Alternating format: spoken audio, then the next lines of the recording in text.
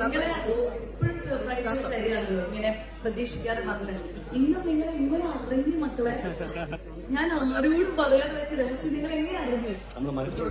മാറ്റി പറഞ്ഞിട്ട് നിങ്ങൾ ഈ സമയത്ത് വന്നല്ലോ. ബുദ്ധി ഞാൻ സമ്മതിച്ചിരിക്കും.